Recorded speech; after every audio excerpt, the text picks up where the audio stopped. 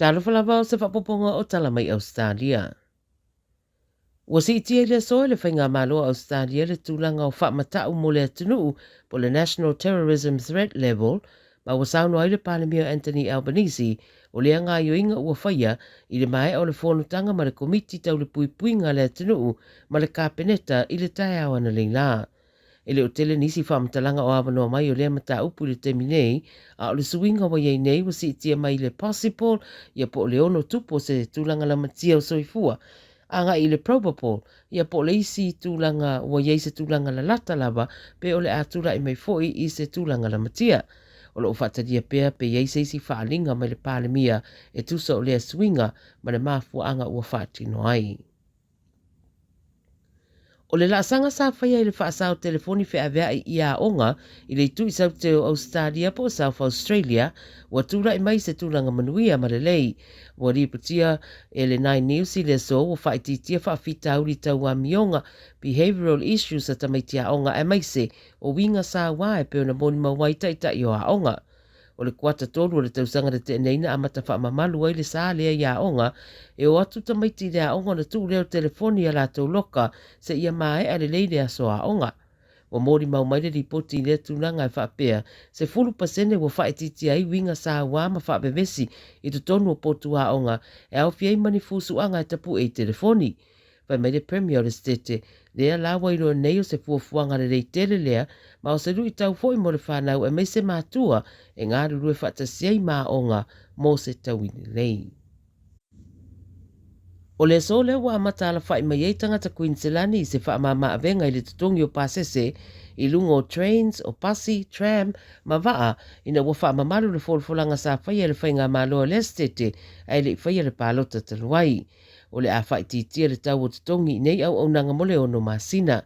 O le forasanga le sa whai le Premier le State o Stephen Miles i le masina o mea le tausanga nei. E tai lima sene le tongi u wha mamalu mo le tele nei au nanga, whai mai le whai ngā malo e talo o le nei wha taita inga o le pa ua pasese o le ato e wha o Sofia i tangata ato e wha o ngā au nanga whalawe tele. Pe ama whai, mai tele le benefiti o tangata i lea tūranga e mai se le whai titia fo o ta avale i lungo le awala ma vave ai wheo inga.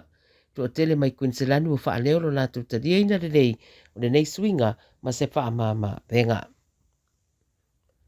Po le tele titi le afro se furu le pōna wala wana iru fsosoani wha vavave i se wha lablabe i sini na maua tuaise ta abalo le tuenga le Audi o lo o mu i le mai ona feto ai masaisi ta abalo le Nissan i Davis Road i Padstow i le tu i sauti sisifo le a ai. O le tine muna o lātou tapeina le afia o whamtalanga na māua leo e whapeo i lātou saitono le Audi na sosora ese mai le no whanga le aina ua tupul whalabalawe e to o tolu alii.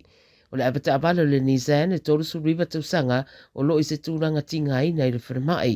E o mai le temine o sa i pēr leo i lātou ia na o fia i le whalabalawe matalo sanga ina se peso soania le atunuu i a lātou su enga o le whalabalawe nei i lātou e eini me po e ata po o ata mai dashcam o ta avale i a manisi foi sa mori mawina. Tala muli to alima tangata mai Indonesia wa ioi o lato morianga le whangotaina whaasori tūra fono o ngā sami o Australia sa tutura i whamsnonga le Northern Territory ma au whamaida ripote la sofitu o Iulai o le tausanga nei na mawaia leo Australia le wa whangota i lato ia o whangota whaasori tūra fono i le tūsama le 2.4 kilomita mai Darwin na ave i leo le waa whatasei ma le tūsama le 5 kilo o shark fins, 20 kilo le i a whai mātau, ia maisi a upenga whaiwhaiwa, tau fia leo le au waa ma ave anei i Darwin, whaalanga i naida waa ina ua ave le pau mātū, a mōri ai roa mai lātou ia. I le mai ona i oina o lātou mōrianga, o te tala i tua ma te tongi tupe, a to ai mai inga ua whaatūlanga i ai, ia tau sia mō le isi tōru tau sanga. O le ripoti da tamai wa ta wai wa toe whaafo i mātu i rātou ia i Indonesia. Tala nara beideo sa mua ma la amtang fo i nei vai aso.